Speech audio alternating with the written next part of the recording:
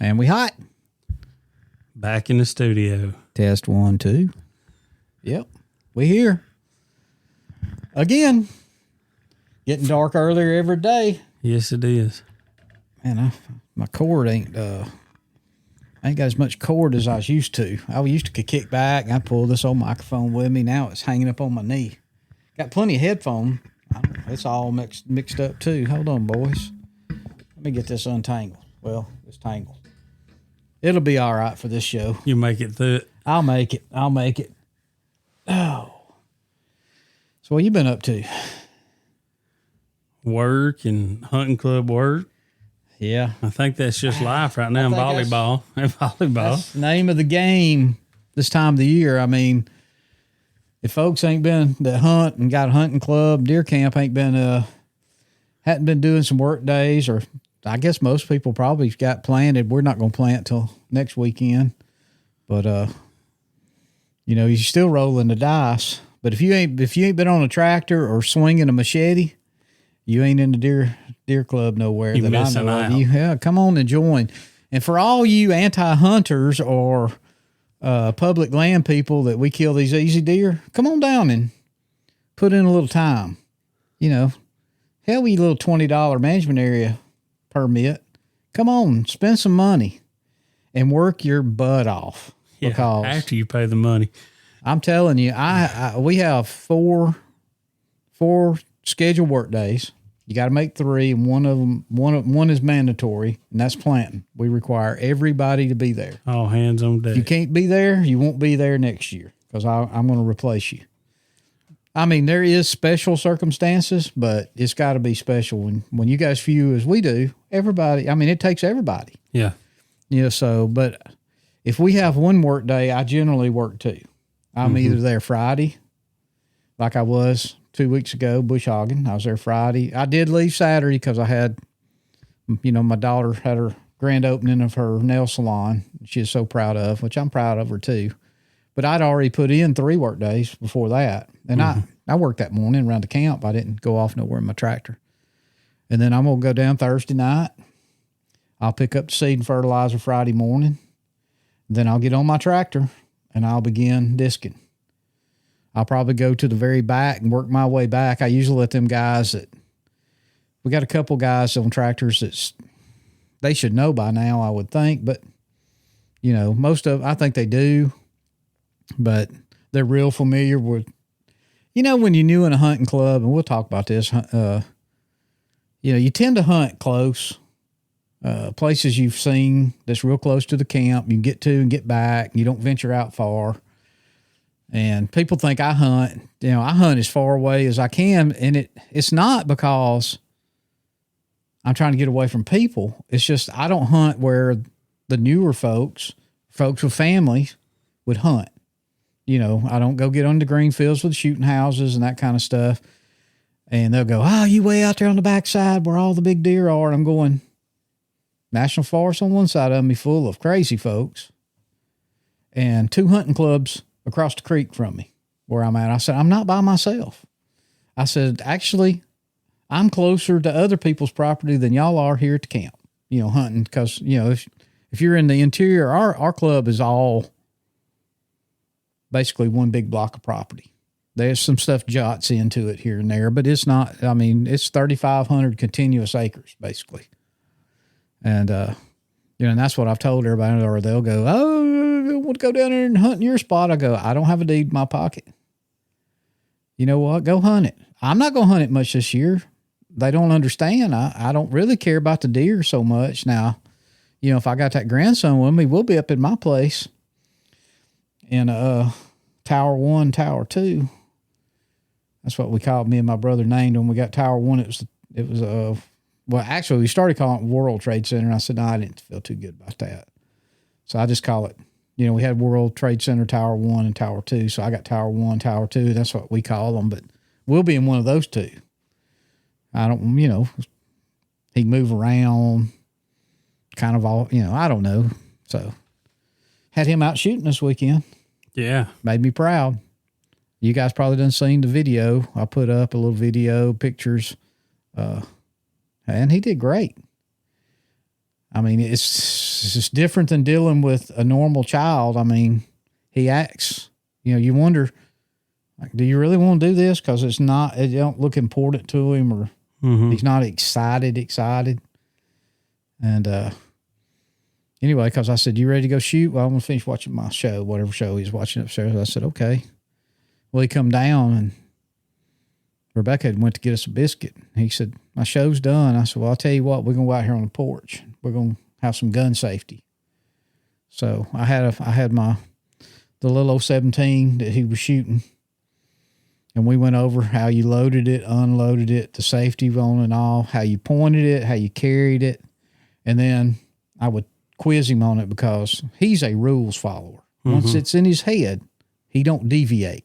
If you tell him, when you pick that gun up, first thing you do is make sure the safety's on.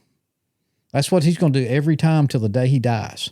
That's perfect. So you check the safety, you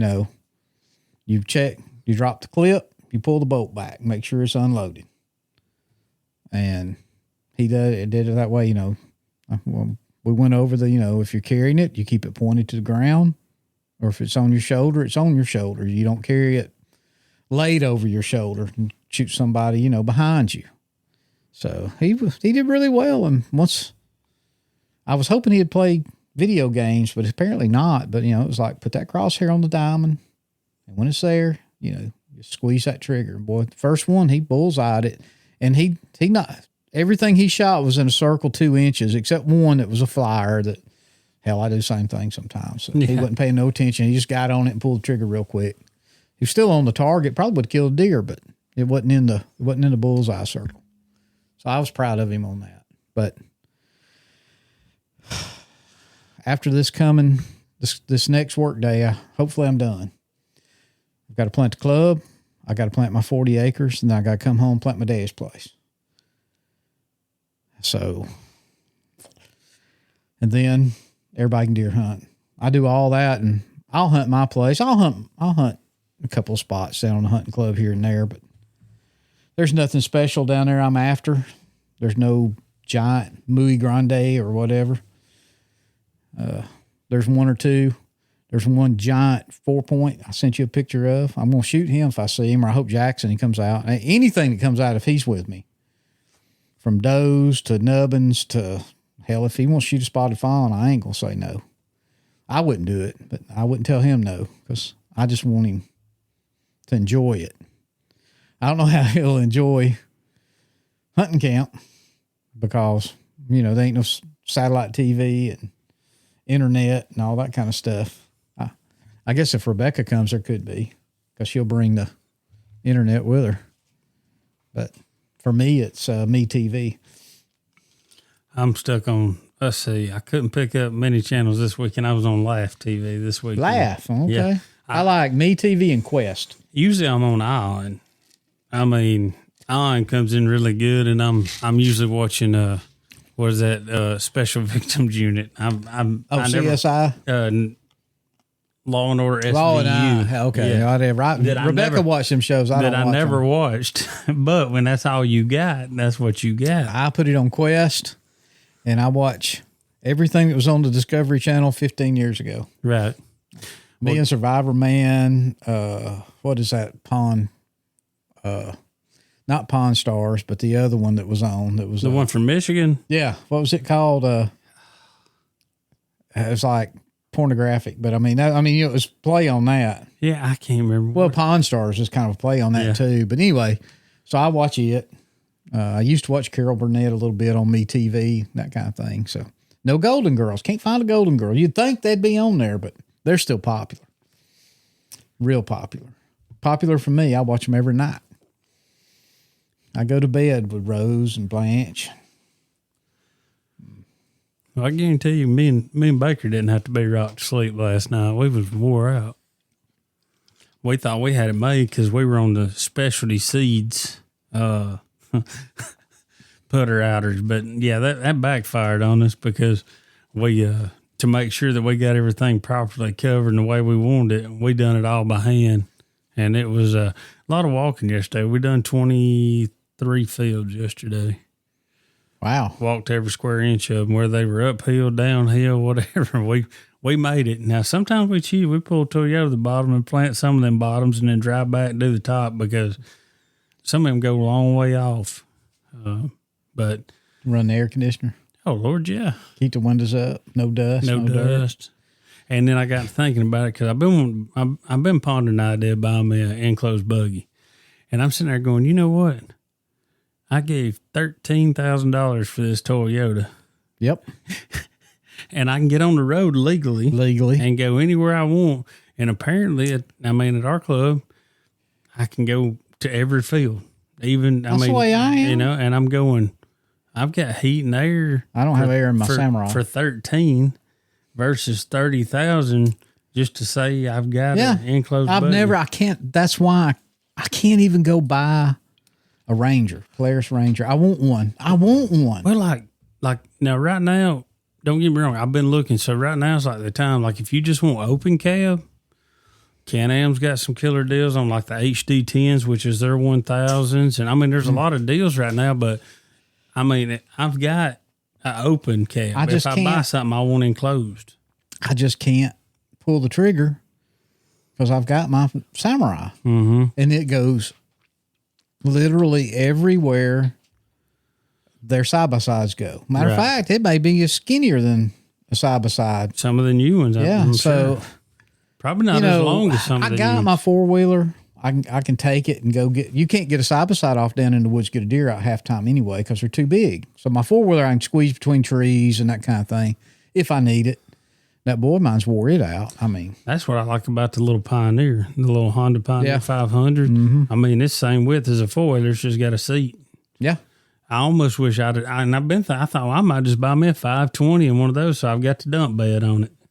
Wish I'd have bought a 520 when I bought that one, but I don't know. I was sitting there looking at them today, like all the enclosed side-by-sides, and I'm going, why not just go buy another Toyota and make it a woods vehicle? If I hit a tree, it is what it is, but I'd have heat and air and same, all the good stuff. There's no need, and you could leave it there. And yeah, we had one down there, but the head gasket blew on it, so we need to find another one, but the Jeep's headed down there now. My old Jeep Cherokee. Oh, is it? The one from Pickens County. I had got the fuel pump put in. It's ready to go. We had a guy, that's what he drove, his Jeep Cherokee. He cut the fenders out of it and had big old tires on it. And, they're fine.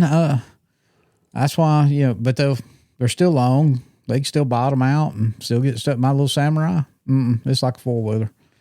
Man, you can go over. I make them mad, boy.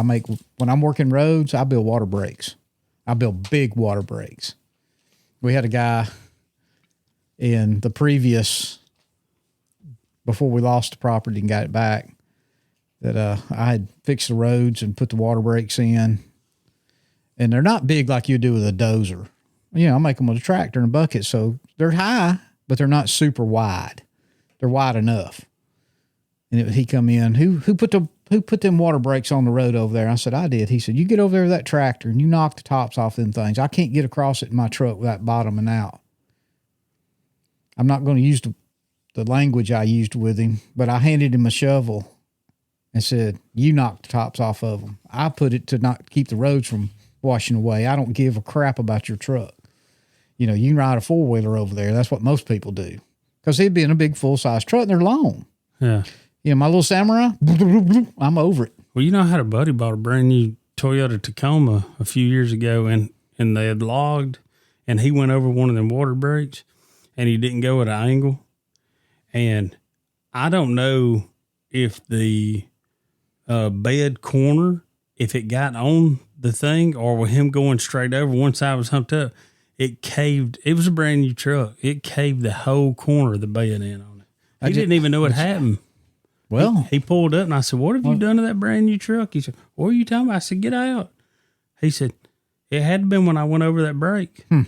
I was like, man, I don't think I'd be taking that truck. Well, that tells you these new trucks ain't built like the old ones. Mm-mm. They're just not made to take it. You talking about them water breaks. I did see something pretty cool up in West Virginia where all the coal mines are, a lot of steepness. Yeah. They take conveyor belt and they dig a trench and they stand that conveyor belt up and they cover it back up on them hillsides. And they'll take them trucks down there, and when you run over that conveyor belt, it just lays flat. Then it pops back up, and they put them on an angle, and it makes all the water run off. That's a really good idea. Yeah, real good idea. Yeah. Might not be so fun on a little small 4-wheeler or something, but I never thought about it really, but they got all kind of extra conveyor belts. Well, my dad, I grew up with belts. Mm-hmm. He brought them home, when they over to mine. He was a coal miner, so there's always replacing the belt at the washer and stuff. And we had feet and feet and feet of that stuff. We put them in our horse trailers because my buddy's daddy worked for Drummond Coal Mine. Mm-hmm. That's what my daddy worked for. And we'd keep 30 years. Horse trailers and stalls and whatever. He'd bring that stuff in, just huge rolls of it that his pickup barely pull home. Well, a few weeks ago, I made a video down at the hunting camp. Got some good response on it about what a hunting camp is. I don't know if you saw it or you looked at it, but TikTok, I got a few reviews. Yeah. Before I get onto that, they wouldn't let me. They booted my video off of TikTok of Jackson shooting his gun. You can shoot a dang bow. You can throw spears. You can beat people with sticks. You can slap folks, but you can't target shoot, apparently. I mean, he was just target shooting. There was no animal involved. No animal involved. It went against community. I hope whoever this American company is changes some of these rules. It may get worse. It may. People so But soft. I mean, Facebook don't knock you off, and I think they're as bad as anybody. Yeah. YouTube, you got to be careful. You can't say the word murder, even if you're not talking about murder, and just the word murder, it flags it. But I've had to redo stuff before because you can't show a dead animal. Right. Although I see them, it's weird, but not for Anthony or Meeting Too. It's weird too. Like you'll see, some of them videos I've watched, you can actually see the arrow go into the animal or whatever. And I'm going, well, so that part's okay. But usually we try to post turkey. If you put a turkey, you're holding it with the fan spread out. No blood. But a fish, you can show dead fish. Yeah. Is it not an animal? I think so. What's crueler than swimming something he thinks is food, and you catch him, and the poor thing's brought from the depths of the deep and brought out into the light, and he's smothering to death because no oxygen, and you can see him with his old mouth, and they're flopping around in the boat. But that's okay. Gerald Swindle sat up there all day long. Something was put down humane. Yeah. It's no blood. Mm-mm. Okay, you don't want to see blood. I can understand. Yeah. You can't even hold your deer if it's clean and how do they know that deer's dead? I could be lying. I could tranquilize that deer. Well, some of them high fence places, they show videos where they're holding them deer because they've put them to sleep. They'll show them dumbasses. Sorry, people, but they're dumbasses out in the national parks trying to pet a dang buffalo, and it knocks them 400 feet. Is it okay for the animal to abuse a human? That's fine. Do I laugh? Yeah, I do. Yeah. But, or out there with a sow and her cub bear. You can do all that. You can show a bear eating an elk. Is that elk not dead? No, he's still alive while they're eating him. Yeah. What's worse? Kind of dead. What's worse? So I don't know. Anyway, I was just going. The video I put on YouTube, I produced on TikTok. It's where the music came from. It's where everything came from. And I'll be dog if TikTok didn't ban it before it could even get a view. I went ahead and deleted it, but I've got it saved anyway. So it's easy to produce a nice video on TikTok. You can do all kinds of stuff if you know which button to click, but, I may just start doing them there and saving them and never posting them and deleting them after I save it and, whatever. I don't know. Anyway. But anyway, what I was going to talk about, we were talking earlier, we just try to kind of get on a deer camp theme. Me and you both. I'm a old dude. I probably haven't been in as many hunting clubs as you have. I'm sitting there trying to count up how many I've been in, but I've been in some. I was in one that didn't even have a name. But the first deer club I was ever in, it was Nectar Hunting Club. We hunted off Old Lock 17 Road in Tuscaloosa. I'd never been in a club before.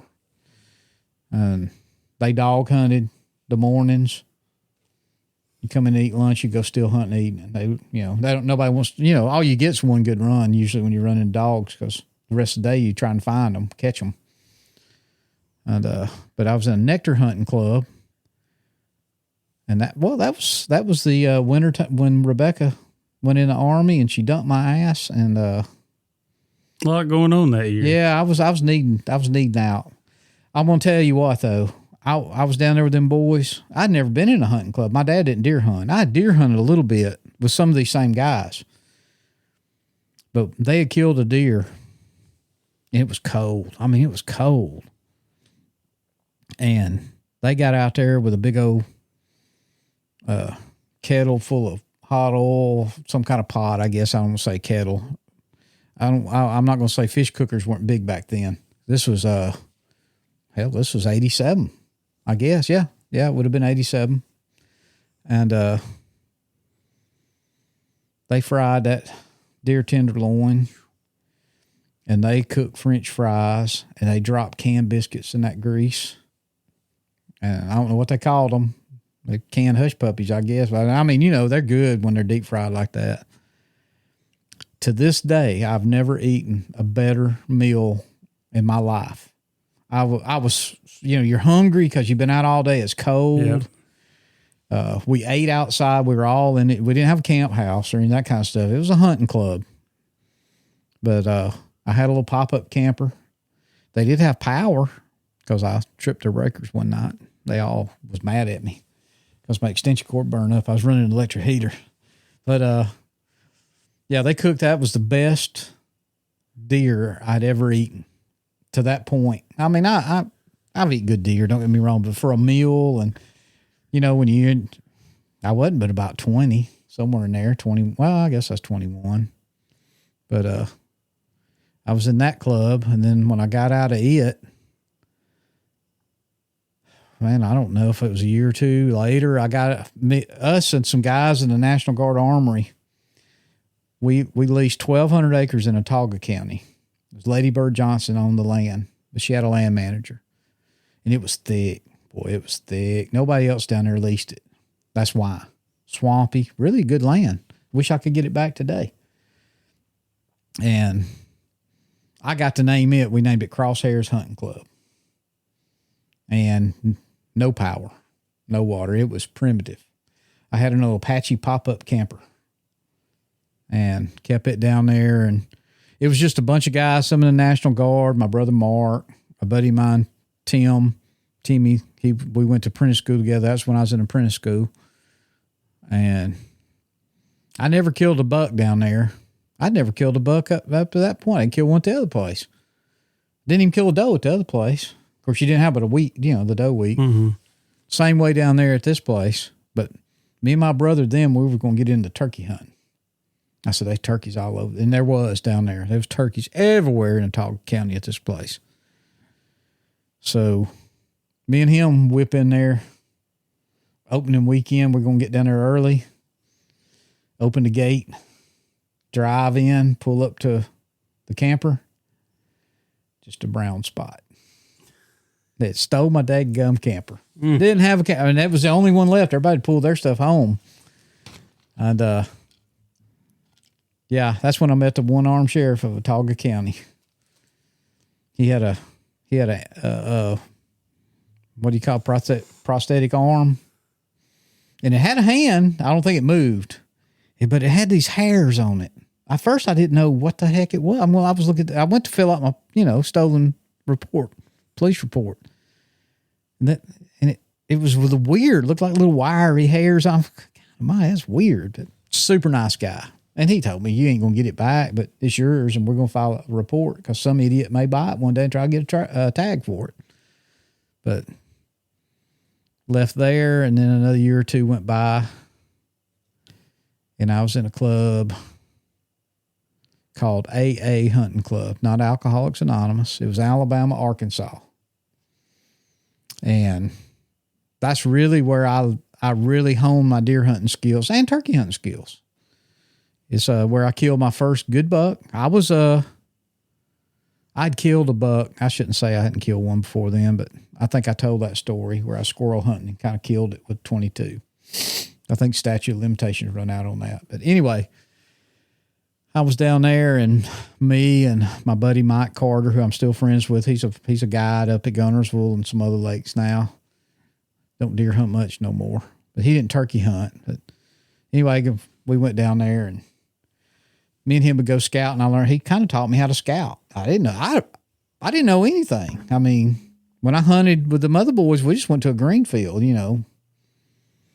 sat in the bushes. We didn't even have shooting houses, and didn't have a tree stand. Didn't even know what one was. But anyway, I had tree stand down there, and I killed. Holy crap! One bow season, I killed 13 deer. Every weekend, I was bringing one home. We had a. I won't say the man's name that ran the club, but he was a bookie. He was a bookie's bookie, if you know what I mean. The bookies, small-time bookies, placed all their bets. After they gathered their bets, they placed them with him. This was back, cell phones were brand new. I mean, there wasn't no coverage, so you couldn't talk down there on a cell phone. I think I had one of them built into my vehicle. He had 18 phone lines ran his camper. They corned the living crap out of deer. This club bordered Barber Management Area. It's part of the management area now. It actually, Forever Wild bought the property. That's why we lost it. I'd be there today.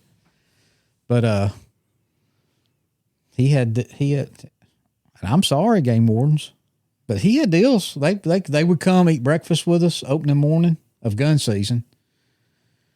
And they kind of had they bet with him. And it was like, just don't pour it out in piles where it can be seen. Spread it out like you're feeding chickens. And that's what he told everybody. I didn't do it. I never didn't have to. I'd sit in the stand, see 18 deer in the morning, 20 in the evening. I mean, there was deer everywhere. That many turkeys. And, but great club. Killed my first 8-point down there. It was just, I don't know. Then when it folded up, I got in a club in Pickens County, not far down the road from it. It was a weird club. I stayed in it 1 year. When you get in the club, when you join a club and you meet one of the new old members, and he's the only old member because nobody else rejoined, you know you've made a mistake. There's something happened. Mm-hmm. And you know what that mistake was? It was him. He ran everybody off. You could not get along with that SOB. Me and him kind of got along, but no, he ran everybody off. So I stayed in it, and I killed a couple of bucks and some does, and even turkey hunted down there. Turkey hunting was kind of hard, but there was turkeys. I didn't kill none. I hunted over there on the management area at Barber. I drive from there over there and hunt because I knew the property. But when turkey season was over, I just pulled my camper out. And, I got a call. Where's your camper? I said, I'm not coming back. Why? I told him why. I said, the same reason you didn't have no members year before last. They all quit. You got to get rid of him. Oh, he's a good guy. No. So I don't know what happened to that place.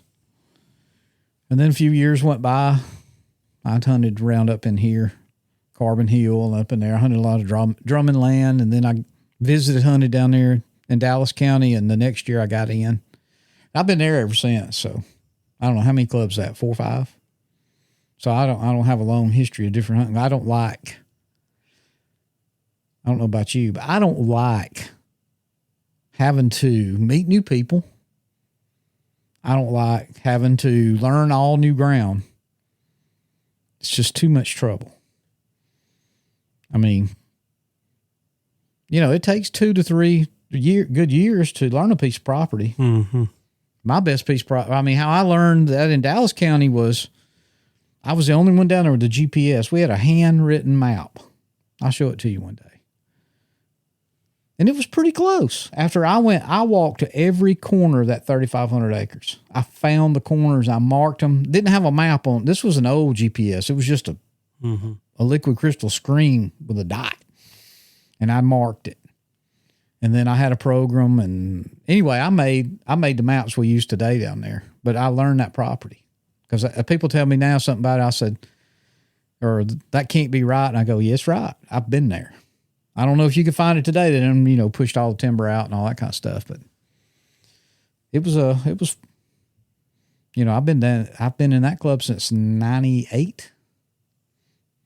I don't plan on going nowhere, but next year I might not ever want to hunt again. I don't know. They cut the timber, run the turkeys off. That's what really hurt my soul. That's where I learned to turkey hunt. That's where me and my old buddy got together, died on me, and he was a damn good turkey hunter till he got deaf. Then he struggled, but I enjoy it. We're down there now. I don't know. I know me and you've talked about it. I know you've been a lot of dog clubs. That was the Nectar Hunting Club's only dog club I ever belonged to. Mm-hmm. But that is my history of hunting clubs. So you started hunting when you was a little kid. Mm-hmm. Because your daddy deer hunted, right? Mm-hmm. Yeah. And my grandpa. See, my daddy, he rabbit hunted. We didn't have deer. Which we wasn't in a club. We had 100 acres that was privately owned down in Greene County. And my granddaddy would help the lady out around her property, fences and whatever. I mean, her husband had done passed, and that's kind of where I cut my teeth, was in Greene County on that piece of property. And then she passed.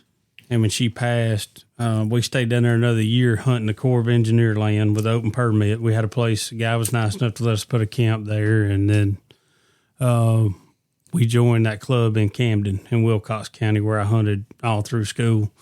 And my granddaddy joined and my dad joined, and my granddaddy passed that summer. So he never even got to hunt the property. He done paid his dues, but he never got to hunt.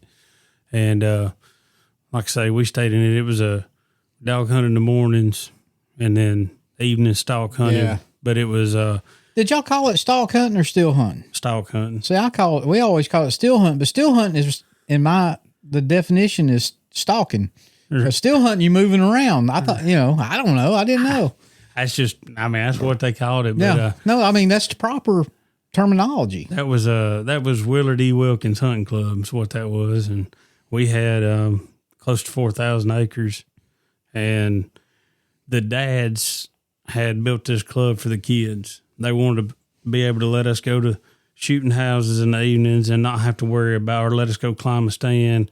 They didn't allow no drinking. It was built around kids and family, I guess you'd say. Only club I've ever been in where you could go somewhere and drink a beer, but when you come back, if they smelt it or you acted funny, you're gone. You're out of the club. And I seen it happen.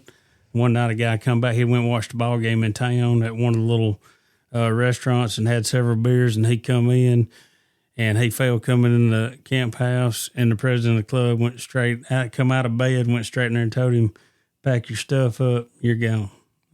He said, you can't have it. He said, we're not going to have that in front of these kids. And that's what I'm saying. It was a family-oriented club, most family-oriented club I've ever been in. So I was fortunate enough to be there. And then once all of us boys graduated and our dads got older, and it's 200 miles one way to the camp house. Yeah. They gave it up. The land sat there for 2 years. Of course, my buddies couldn't afford to get it all back.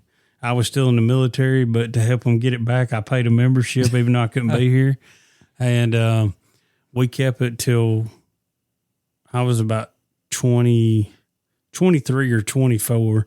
And finally, then everybody started having kids and taking on, making careers, and it just fell apart. But during that time, I know you've heard of it, but in Winston County, there was a hunting club called the Sportsman Club. Oh, yeah. And all their land butted up against forest land. I don't remember. I almost joined that club. Thousands and thousands of acres. 10,000 acres or better. It went from the Coleman-Winston County line all the way past Natural Bridge, every which way, just pieces everywhere. A lot of coal mine or strip mine land over there in Black Pond. Was that the Southern Sportsman or Sportsman? It was just called the Sportsman. Okay, I'm thinking about the Southern Sportsman. it was kind of a Be honest with you, don't even know how many members there was. Everybody, it was mostly dog hunting, and everybody. Well, back in that day, dog hunting was king. Everybody dog hunted. This was in this was late 90s and early 2000s, and anyway, we never even knew everybody in the club. Now they would have a club meeting every year. My dad went one time. I didn't make it, but everybody had their own groups. Like, me it's and cliquey. cliquey. No, it's just. There were so many places. Some of them guys live like maybe toward Lawrence County, so they hunted more of that property toward Lawrence County. And we tend to hunt the Black Pond area. How do they do the sign out on that kind of there stuff? There was no sign out. Okay. It was, because it was so big, you'd have never put a board together for the sign out. And most of it, like I say, was dog hunting. So it was crazy. They had over 100, a couple hundred members. It was nuts. But like say, me and you and 5 or 6 other guys get together on Saturday morning. Everybody get on their CBs and say, hey, where we meeting? We'd meet up. That's something else. I forgot about everybody has CB. Turn a couple packs of dogs loose. While waiting for them to come back, I'd turn my packs loose, and we'd make drives up till about noon. Keep up with the dogs. Keep up with the game warden. Yeah.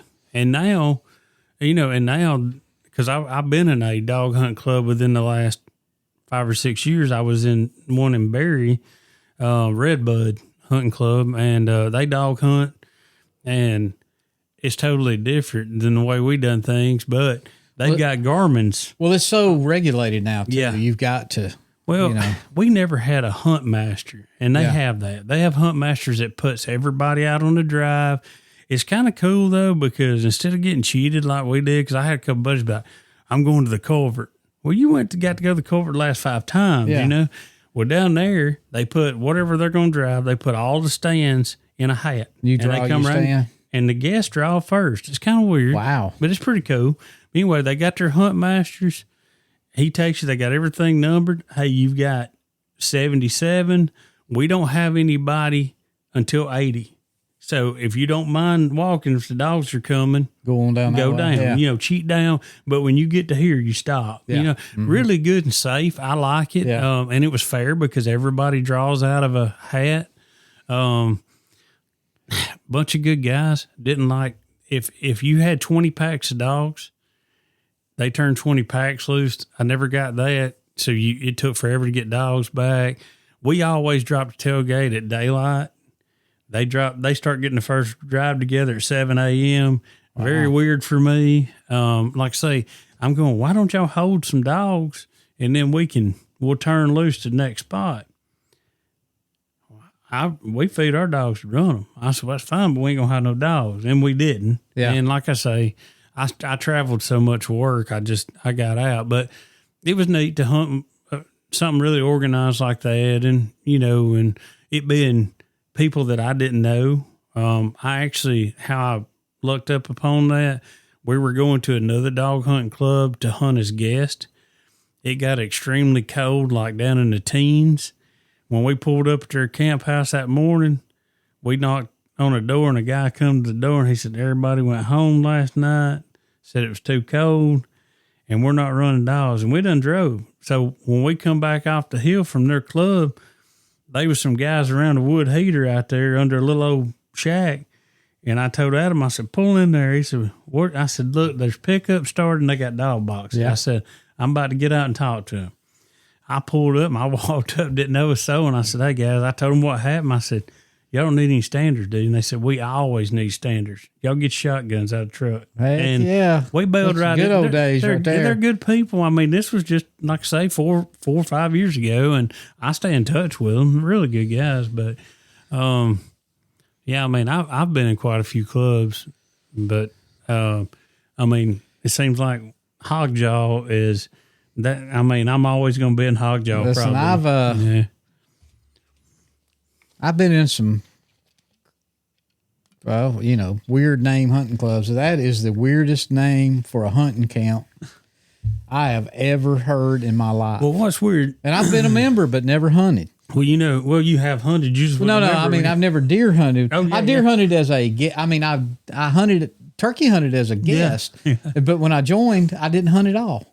So, well, I tell you, so you know where I grew up, Coleman, Winston County line there at Neesmith. Yeah. Well, that road I lived on's a Hogjaw Loop.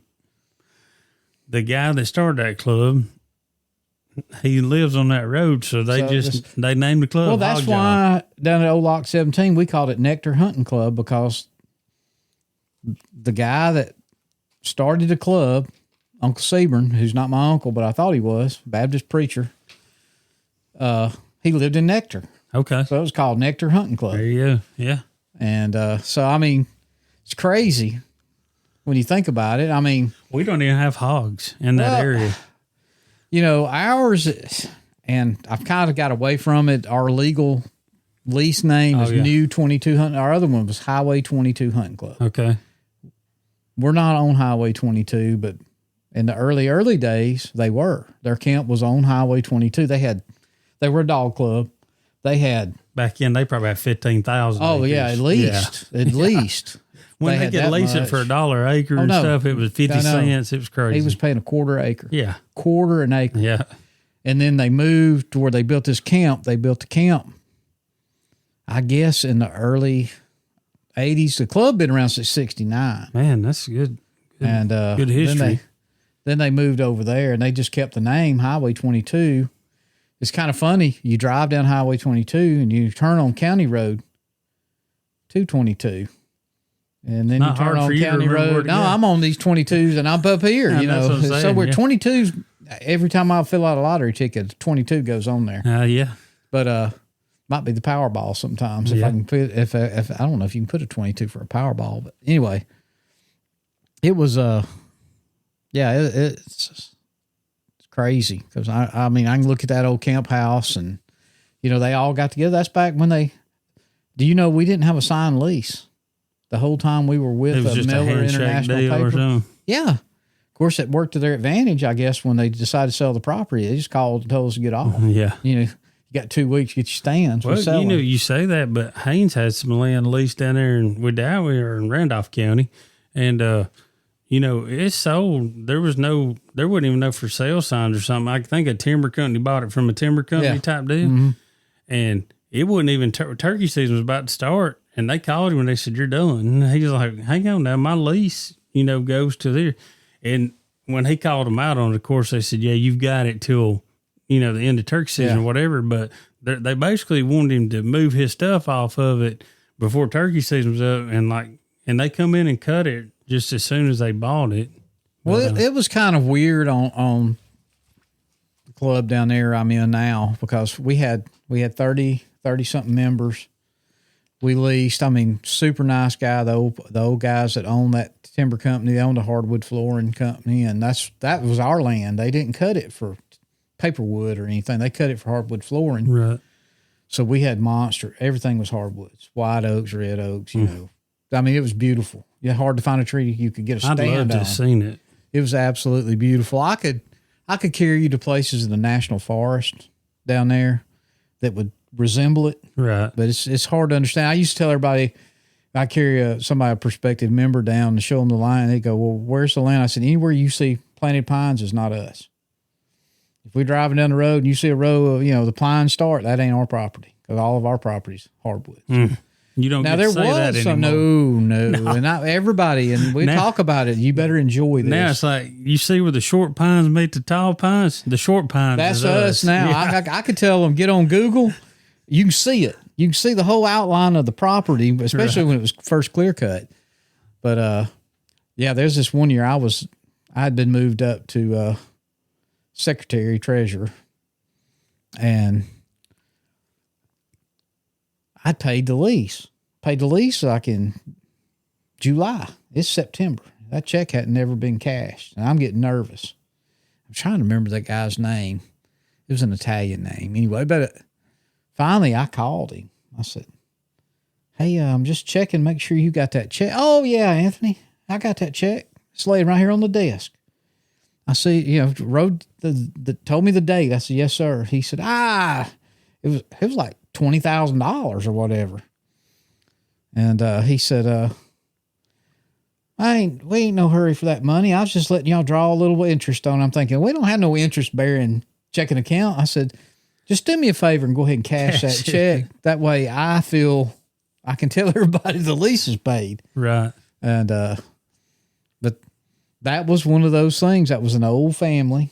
This old man, his parents before him, and it was him and 2 or 3 brothers. And, they all had it, and it was passed to them. Well, their kids had lots of money. Some of them lived in New York. And nobody wanted anything to do with the timber anymore. And they owned hundreds of thousands of acres all over Alabama and Mississippi. And they had been, the whole time I was in the club, I guess, they had been selling off pieces of it because all the grandkids and kids were interested in his money. Mm-hmm. And I got that call in 2014. Yeah. Was just fixing to lime all the fields. And I'm still good friends with him. He called Jeff. He was the land manager down there. He said, I just call I did not want to make to you. And I said, what's that? He said, they're going to sell the property. I said, really? He said, yep. I said, when they're going to sell it? He said, well, it's going to be auctioned. He said, but you got to have all your stands and everything moved off that camp in 2 weeks. And there's nothing we could do. We didn't have a written lease, and that's when everything fell apart, and we started hunting land, and there was little I won't call them cliques, but little groups of guys. They just sneak over here and we'll join this, and not going to tell nobody else about it. And I tried to get them just hold the money, let the land sell. We'll find who owns it and see if we can lease it back. Oh no, they run off. And anyway, they found some land and they leased it. And then, I got a call. We had leased some property from Kenwood Nichols. People did not like him. Me and him got along great. I guess we was both buttholes. I don't know. We got along. He didn't intimidate me. And I think he respected that. He would try to intimidate you. He was just an old man. He was the largest private landowner in Alabama. Mm-hmm. And his rules were rules. And me and him dealt back and forth for several years until that land sold. And he called me. And after the land sold, because I said, Mr. Nichols, and he was deaf and he talked real loud and gruff. And anyway, I told you to call me Kenwood, whatever. And I said, Mr. Nichols, he said, I was hoping you was going to buy that land. He said, I just couldn't pay their price. He said, but I know who bought it. Because he was wanting me to keep his. I wish I'd kept the land leased. He's passed away since then too, but he told me the owner of the land or the people that bought it. And he said, you'll have to talk to them about leasing it. I said, okay. And I called. Couldn't get him. I mean, these presidents of these companies, they're not going to talk to you. Right. So he calls me back. He said, hey, you're never going to talk to him. I've got the guy. And he gave me his phone number, and I called him. And he said, yep. Well, we'll lease it. He said, now, you got to understand, this ain't going to be the same piece of property you're used to. He said, we're cutting it, and we're cutting everything.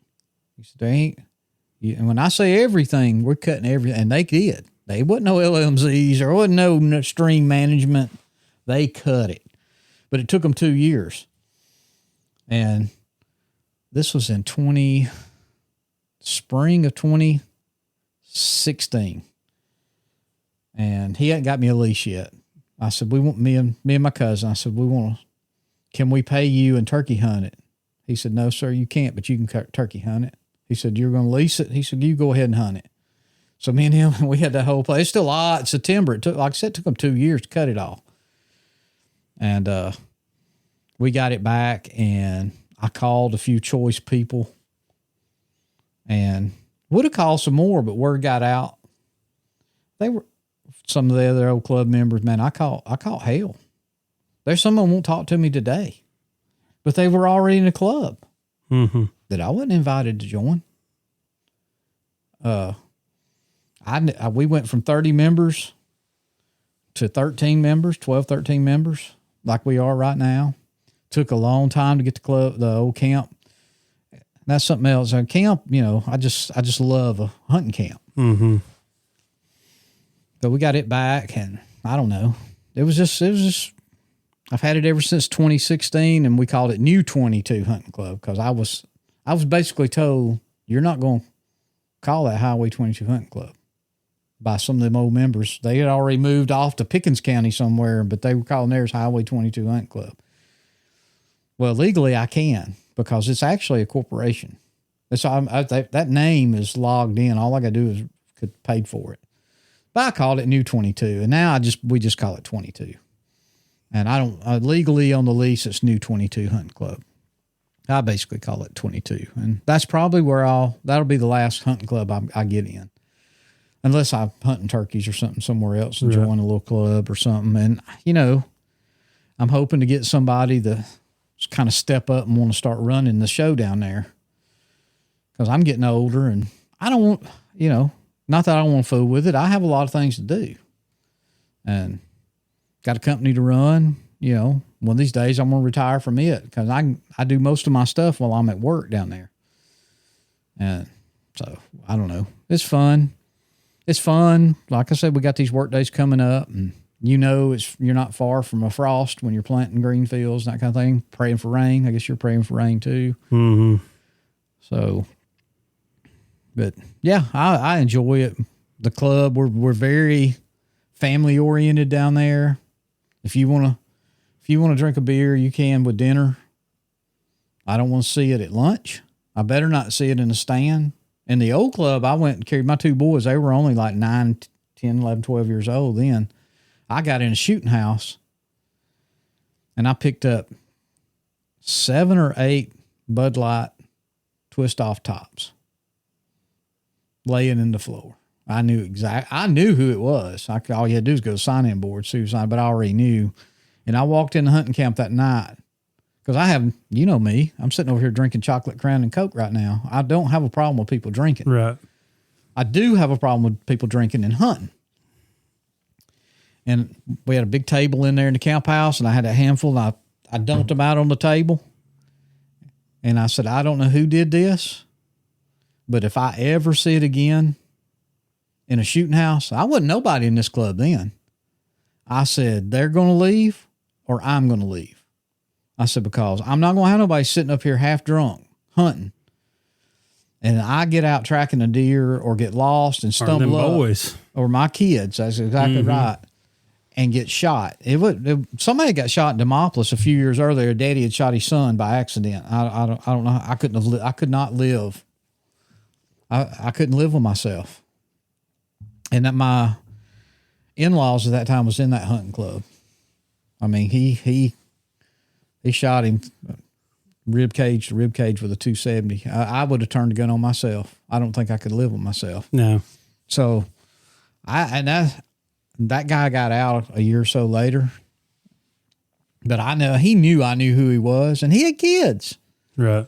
But the club rule was no alcohol. Mr. Seymour, the founder of the club, he was very church going. And they had been some wild days down there, and he finally just put a stop to it. There wouldn't be none. But we all kind of had that unwritten. If you're going to drink in your camper. We didn't drink in the camp house. Well, maybe we did because we played poker all night. You know how it is at the camp. Deer camps or deer camps. But, man, when we had them 30 members, a lot of them was young with kids coming up. My kids were coming up. It was like a damn school playground out there. There's so many kids. You better be careful driving out because there's kids darting everywhere. Well, trying to play plant fields this weekend, I think we had 6 or 8 kids down there. I mean, and we just told them, you stay right there. We stick one member watching them. We picked one of the older guys, say, hey, just keep an eye on them while we're moving this tractor around. But it's good for kids. That's how they learn. That's how they learn. And we were showing them, the tracks, and we were showing them some different trees. And I mean, they're intrigued with it, and they're the future. Listen, so that is our future. Yeah. If we're going to have hunting, if this sport's going to stay, we got to have those kids.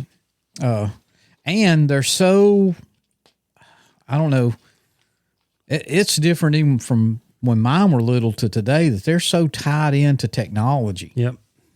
my kids didn't have cell phones and that kind of stuff. Yeah, I might have had a Game Boy. Them boys played last night. We built them fire, let them make s'mores. Yeah. And them boys play when they come. Their veins was stuck to their forehead with marshmallow. I mean, them kids was dirty. Like they had to hose them down to get, but they had no technology. Yeah. All day yesterday, all the way up till about 9 o'clock, they started wearing down.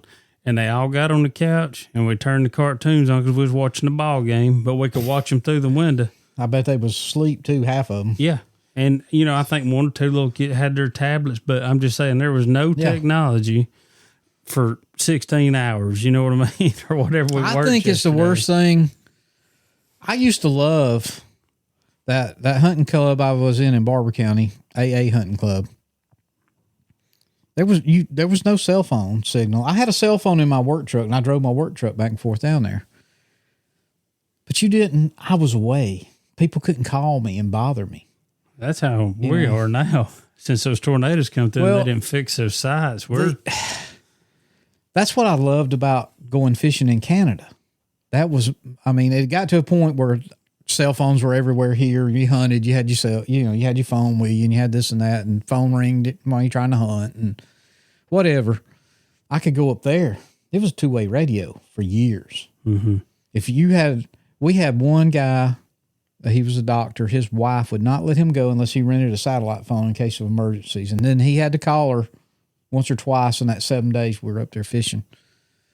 But now with Starlink and everything, it's not the same no more. Mm-hmm. And I'm just as bad. I'm guilty. I'm fussing about it, but I'm guilty. When I got up in the morning to go to breakfast, that's the first thing I did. I checked my emails look at Facebook, post a picture of the fish or whatever, and I know it's the time. We just got to. But there's nowhere you can with Starlink and that kind of space internet. There's nowhere on earth you're going to be able to go. I mean, and that's good. Yeah. Emergencies and listen. All I had was a compass and a paper map. I was told when I joined that hunting club, you get lost, just walk to the top of the hill. If there ain't a road up there, go to the next hill. There'll be a road. All of our roads run out ridges, And that's all I had. But now you got Onyx, and I hear people fussing, them property lines ain't right. Well, by God, you walked up and found out they weren't right.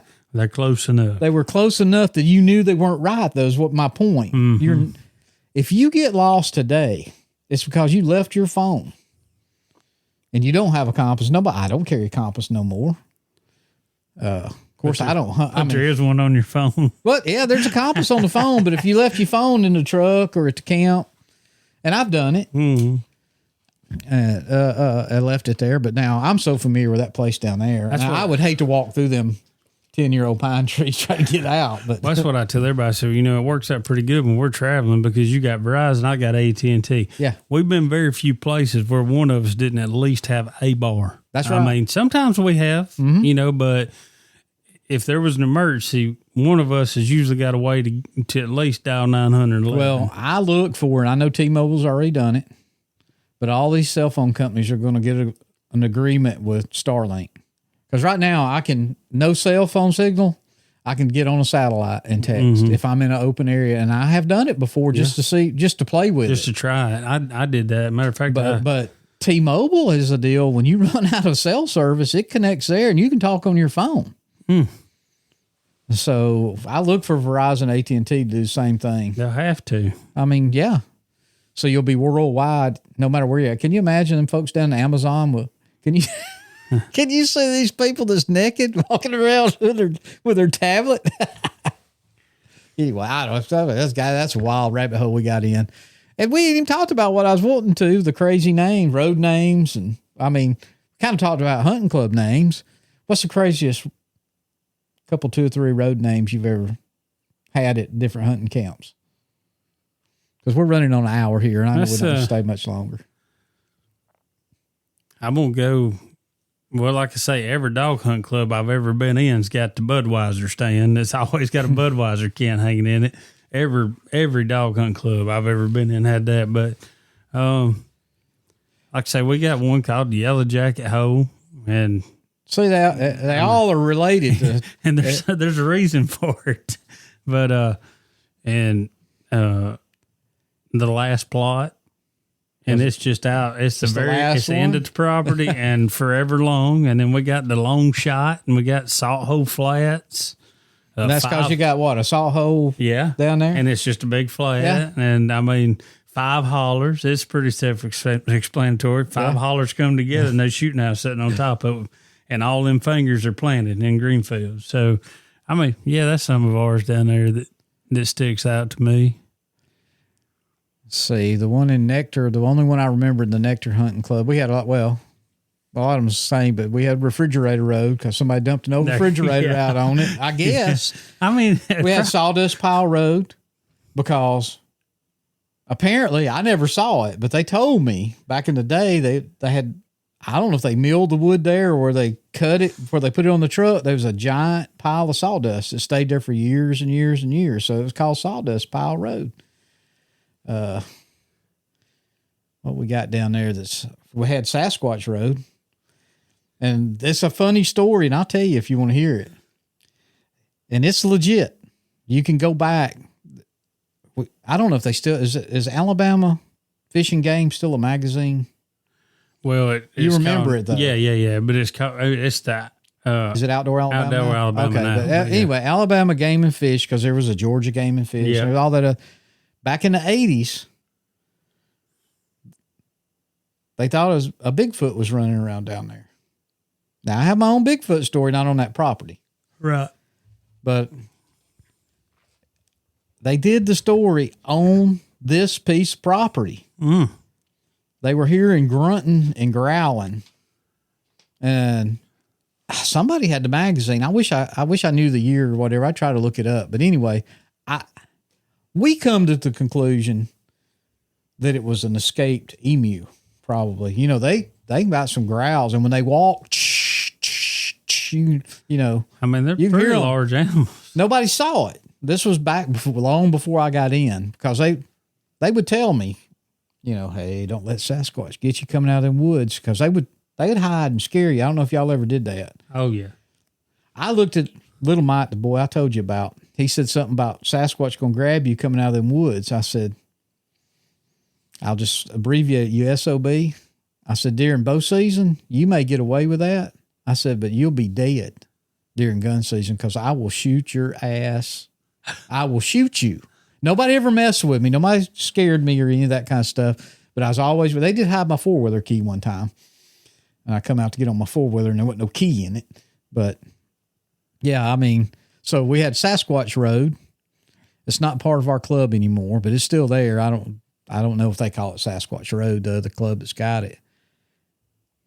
We've had Rattlesnake Road, Bobcat Road. Down in Wilcox, we had one called the Tire Road. The reason for that is because somebody just come down through there and threw tires and but they were single file. It's like they had somebody on the back of the truck. Yeah. We caught some people doing that one time. It went from all the way to the dead end of the road. And I'm going, because at first I thought maybe they'd put it in there to keep the road from washing or something. Nah, somebody just come down there and threw They didn't want to have to pay that dump fee. They threw. I bet it went for a mile. It's just solid tires. We chased a group of guys. I guess they had going to haul off the tires from some tire shop. Right. They were coming down the main county road, pushing them out, dumping them off. And a guy come in. I said, where's all these tires coming from? He said, I seen the truck going down the road. I bet they was dumping them out. Well, we caught him coming back, 2 of them.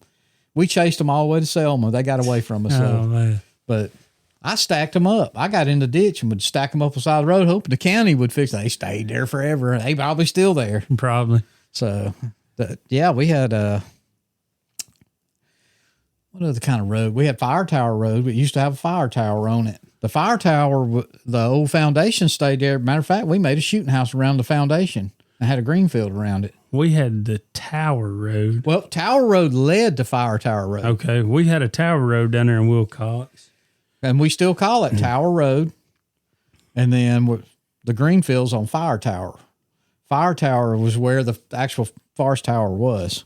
So it was I was trying to think, when you go into Tower Road, you went off down in the bottom down there, and I know that we called that the Beaver Pond. There was no beaver pond there, but I cannot think of the name of that, what we call Road 2. We just called it Road 2. That was the slickest hill that I've ever, and I mean, I've took my buggy all over the United States riding it. I've never been anywhere that's any slicker than Road 2 down there where that tower's at. You had to have a real truck to come in. I mean, I've had to go pull four-wheelers up the hill. I mean, it's that bad. But Mr. Danny, that used to be in the club, he built a nice shooting house to put over there, and he said, it'd been raining about 3 days. We couldn't go out and hunt. I mean, just pouring. And he said, I'm bored. I said, well, yeah, me too. He said, you think the little Mazda go over to Road 2 with this shooting house? I said, hey, if it won't, we'll blow it up over there. Because I was in high school, you know what I mean? And so I just put a new set of them super swampers on there with the little side knobs and all. Oh, yeah. I said, we'll try it, Mr. Danny. Let's go. And he said, well, I'm going to get Josh Foss on the four-wheeler in case we don't make it. We got to ride out of there. I said, okay.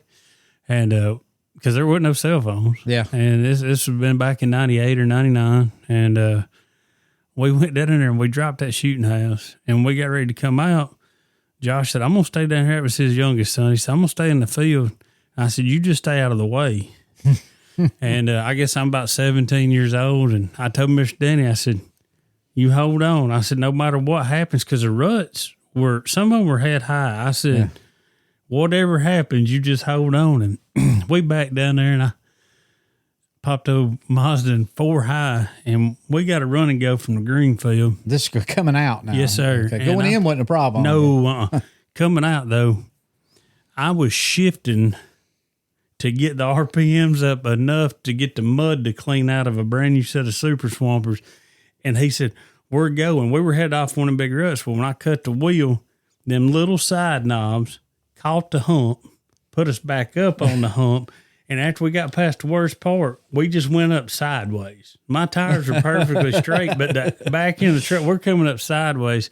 And Josh said, which nowadays we'd have had a video of that. And Josh said, I will, because he was young, you know, it was exciting him. He goes, I'll never be able to tell the boys at school what really happened. He said, nobody believed. He said, there's no way. He said, my four-wheeler, he was on a Polaris Sportsman or whatever. Yeah. He said, I was in four-wheel drive. I barely made it up. And I said, the Mazda, go, man. After that, if we ever run dogs on that side, guess who had to drop everybody off?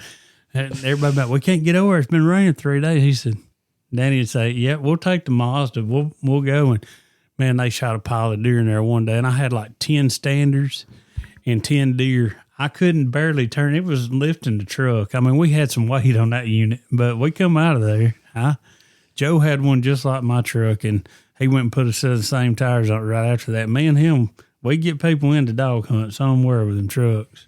Of course, mine blew up, and that's probably because of that, and had to put another motor in it. But, man, I mean, talking about deer camps, you could do a 40-part series. Well, I and know. Never touch I mean, it, I'm sitting here listening to you. I'm sitting here thinking of all those different stories I could tell. And that was my point of my video, because I hear these young guns talk about deer camp. Mm-hmm. You know, we rode up to, I don't know, let's just say Kentucky, 3 of us, and we had deer camp. No, you didn't. No, you did not have deer camp. I mean, you may have camped and you may have deer hunted.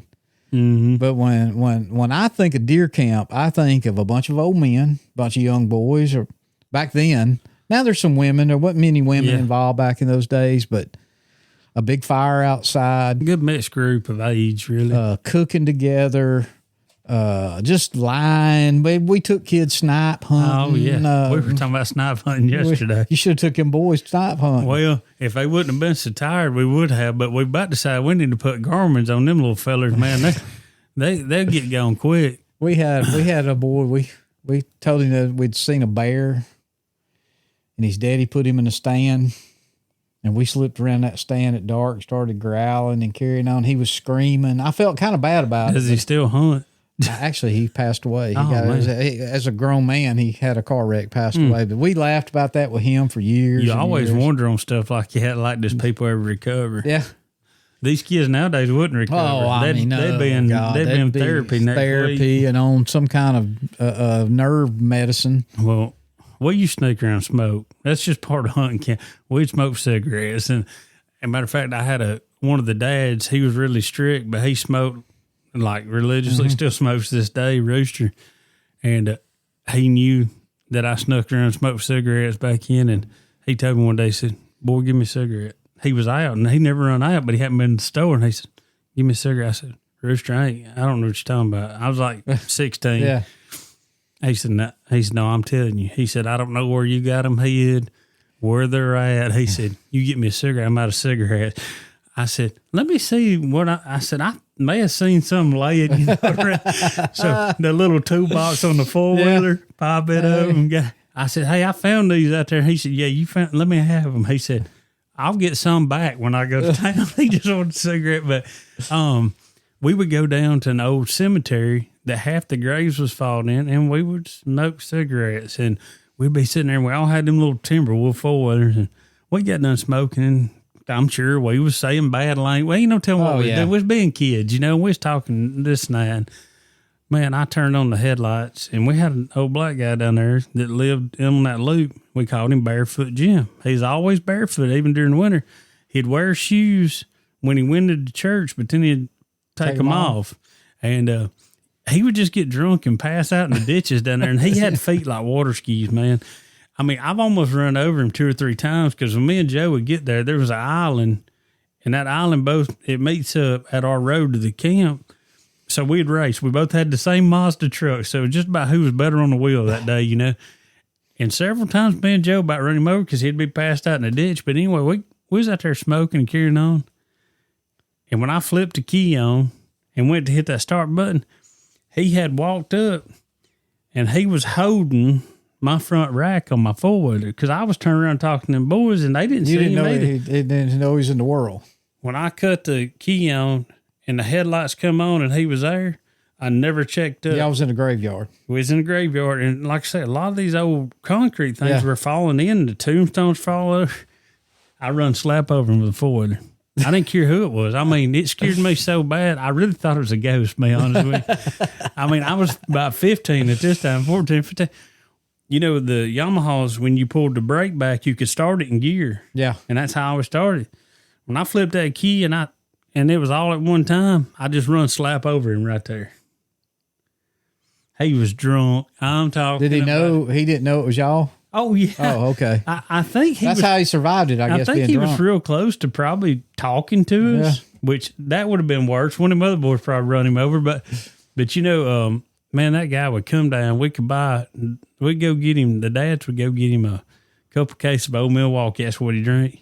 And man, he would, no joke, cut us 2 truckloads of wood and split it and stack it on our porch for 2 cases of Milwaukee's Best.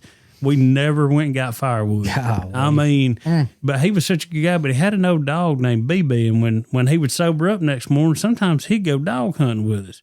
This old dog BB was a mixed mutt. Probably one of the best deer dogs I've ever seen, but he won't bark. So Barefoot Jim would tie bells on him. Did he hunt barefooted? Yeah. Okay. Yeah, he done everything. He cut firewood barefoot and split wood barefooted. But he's dead. He's passed now too. But BB was the best deer dog we had, and it wasn't even deer dog, but he wouldn't bark. So they put bells on him, and then our dogs would get in there and jump with him. He would jump, and then our dogs would get in. We'd have a race, and old Barefoot, he said, I hear them bells. Oh, BB, getting going. And son, he would hammer down on one. I don't even know what he was. I think he had some chow in him, and he was just mixed up. Sometimes they make the best. Yeah, well, I mean, think about all that deer that dog seen down there. Oh, yeah. He lived on that loop, He knew where to go jump them. But we're talking about all these roads and stuff and work days. Me and Jamie got talking about this, and I think you'll agree, but for a new member in the club, I know you got a guy that joined late just a week or so ago. Yeah. He comes down this weekend and goes to them plots helping load fertilizer. Yep. He'll learn more about that property this weekend. That's what I told him. Than he probably will hunt. Well, I told him, I told him I would meet him down there this weekend, ride him around. Mm-hmm. And of course, with today's technology, and you've got a nice map. We got a good map, but I forgot. I'll message him tomorrow. I hadn't even put him on our Facebook. If he's got Onyx, well, that's true. Yeah. I've got an Onyx map the guys log into. can log into that's got all the fields marked. Yeah, I remember you all telling the me roads done. There's a lot you can do with the technology. It's good and bad, So he can. Right, he looked at everything on Google Earth and that kind of stuff. He knows where the land was. He knows everything. So, he may, after this year, go, I don't want back in. But, he seemed like a real nice guy. But me and Jamie got talking about that because we were out of town the year we leased that, what we call the lake property. And I've been over there and scouted a little bit of turkey, but I only thought there was those 2 fields over there. Well, since me and Jamie was planting all the small seed, the clovers, Nebraskas, and the rape and all that stuff, when we get over there yesterday, I'm like, what are y'all parked here for? And they said, well, this is a parking area. I didn't even know it was ours. And then they go, there's a field here. And I said, okay, yeah. And then there's them 3 fields or 2 fields over there. And they said, well, actually, there's 3 fields over there and there's 2 more back this way. And I'm going, we got 5, 6 places to hunt over. I thought there was 2 fields, which I was trying to figure out why we had 200 acres and had 2 fields on it, but we don't. We've got them all the way across it. But we learned that yesterday. Did you mark them on your own when you was there? Yeah. But I'm just, in like the 120, that's where I told you I dug in post holes by myself and we put that shooting house up. Well, I knew how to get back to that shooting house, but I thought that's all that was on that 120. There's 4 green fields on that 120. So, I mean, it was good. Like me and Jamie know how to get back to all that now. But that's how you do learn. Yeah. Yeah. And I think it's good. I mean, like I said, I bush hog and they think it's because I hunt back over in there, but it's really not. Nobody hunts over there. It takes a member 3 to 5 years before they venture back over there to hunt. And I just stay out of their way. Because they're actually they progressed down the property.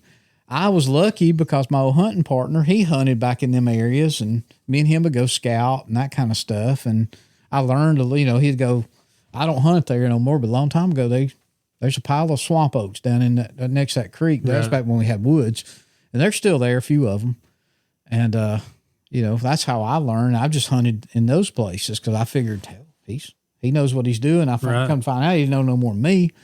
But well, I mean, we just got this experience when we joined Tennessee. Oh yeah, we went up and done a little scouting, and we kind of did ride down every road for the biggest part. But I miss that place. Me too. But I mean, that first year, me and you learned twice as much about it. Even going up there and hunting 2 times that year or 3 something, and then by this past year, it was like, hey, you want to go over here? Because we kind of knew. And then we got the text messages that we weren't going to be able to get back in it this year. And it was depressing. Oh. But,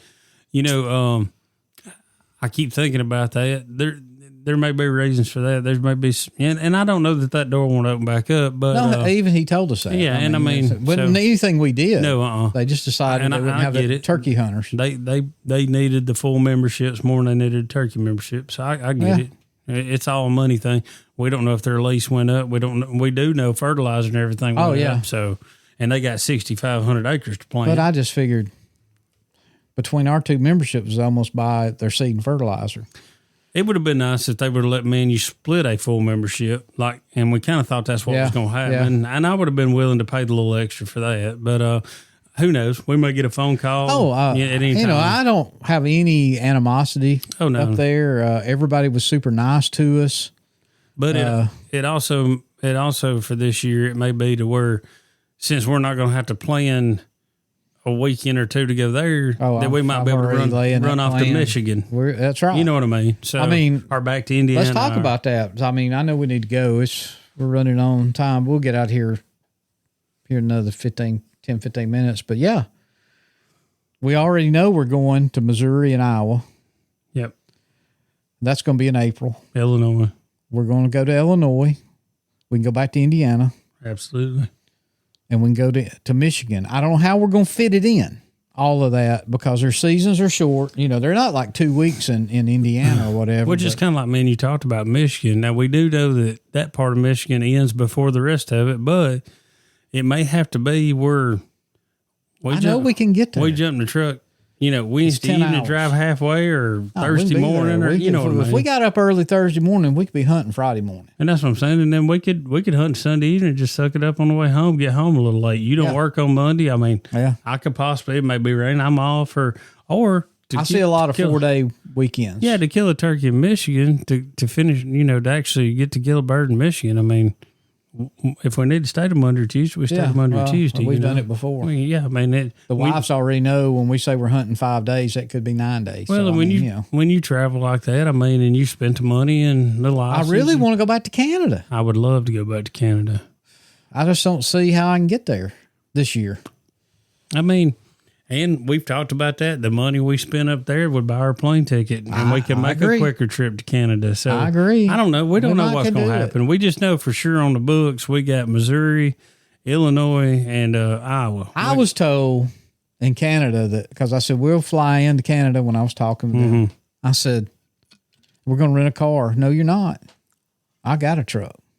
We'll come get you. You use my vehicle while you're here. Yeah, and I mean. He wouldn't have to He don't have to go with us. We don't have to have nobody now. He wants to go to try to get footage. Yeah. But no, we know about where we're going to hunt. If we got the same permissions. Yes. The main place we already know where we would hunt. My cousins. Yeah, your cousins. And that midday bird. Oh, I don't know him. I think those two pieces is where we would spend most of our time. That's where we go. Maybe back behind his shop. In the hardwoods. In the woods. We'll do something a little different. If I'd have known, we'd have been on that side that morning. If I'd have known the property didn't end at that field, we would have been there. We would have crossed that bean field. 5 gobblers over the tops of us. Yeah. Now, we know where they went.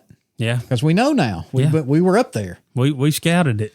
We've seen it. We saw stuff Steve's never saw. He's never been in them woods. And they're beautiful. That's where I'd be doing my deer hunting. Yes. Oh, my God. Yeah. I'd be hanging halfway of that hill because when the leaves come off, you could see if they're coming from But their deer hunting so weird. It is.